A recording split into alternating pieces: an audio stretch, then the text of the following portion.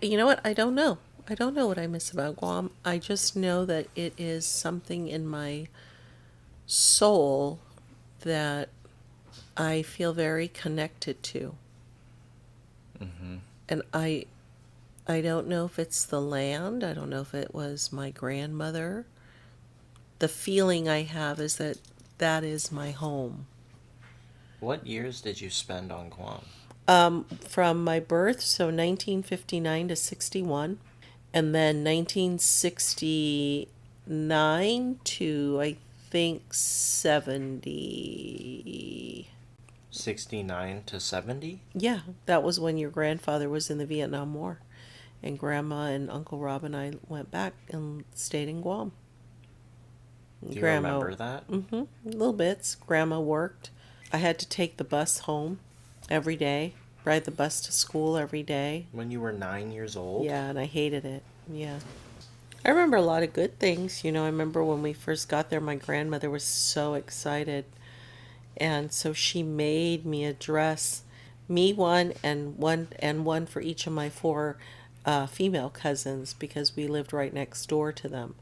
And so we would always run, I'd always run to my Auntie Julie's house to play with my cousins, and they'd run over to either get me or, we hung out with Grandma and Grandpa. But you didn't live there again No, after that. no, that's why it was 33 years before I'd return. How was that for you? I was so young. I don't Mm-hmm. really know how that was for you to go back after that long. Yeah, it's really interesting to see it through adult eyes. The jungle tour was, or the trek through the jungle was really amazing. Hmm. Going back and going into the Bertidian Beach and seeing that the water on Guam is still clear and is so warm and is beautiful. Hmm. There's just something to me that's special about Guam. I don't know what it is. I mean, you don't hear about it. I don't know if the elderly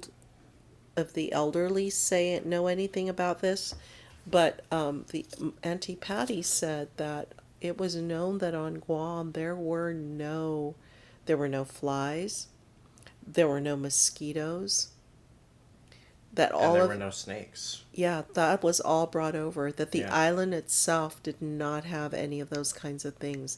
And the thing about, if you talk to Auntie Patty, she'll tell you the years where there was quiet on Guam because there were no birds singing, because the birds were dead.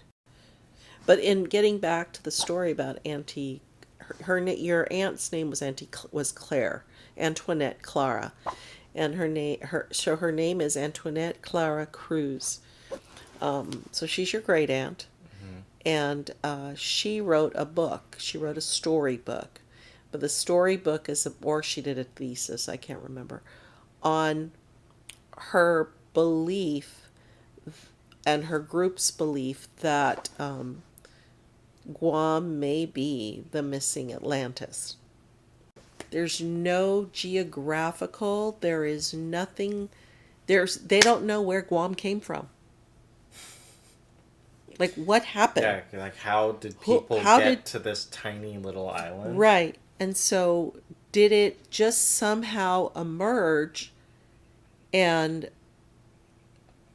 people stopped there and began, but there's still no understanding who started, Hmm. right? And it was such a pristine island. Yeah. It was so pure. Even when we went to go walk through that jungle, even though you couldn't, Yeah.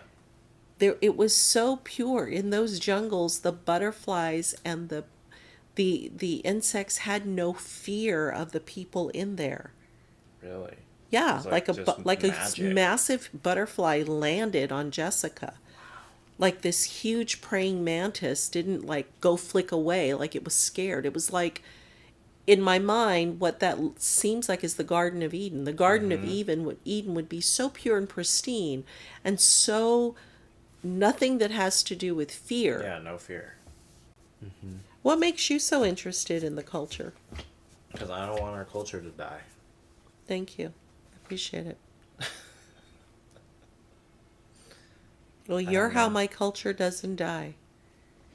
If there was any reason for 7 children, it would be that.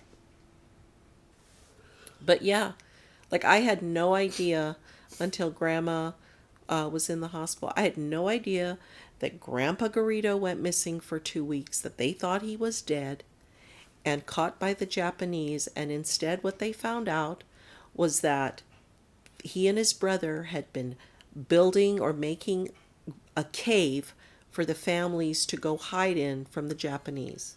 Okay? Like, so where was the communication there that the mother didn't know that her husband was going to be gone? Like, he just took off? It was just a nice surprise. Okay? No, that is crazy. So, I knew that I knew that Grandpa made Zoris, which are the rubber flip flops. I knew that great grandma was a seamstress. She sewed for much of the island. She was also known for her flowers. She grew orchids that were so beautiful in her greenhouse and that grandpa built her a greenhouse so she could grow her orchids. But her orchids were always asked for at funerals and weddings. Your Grandpa Cruz's family, I had no idea that Grandpa Cruz's family was known on the island for their cooking.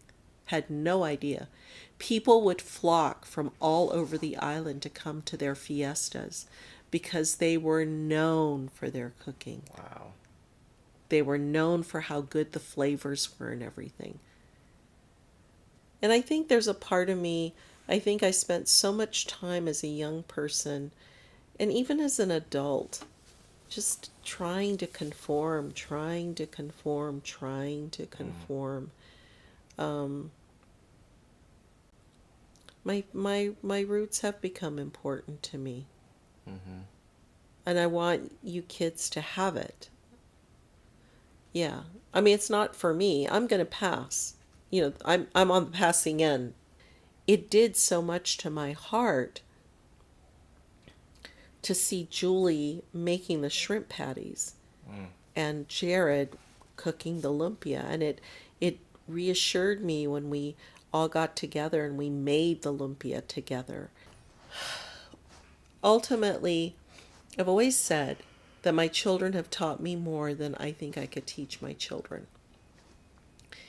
And I think that in learning from my children, I've had to let go of more of myself. And as I've let go of more of myself, I've had to trust more. I've had to trust God more. Yeah. And so it'll be okay. It's not going to be the way I dreamed it. But that's okay. That's okay. Yeah, it's all right. Thanks, Mom. You're welcome.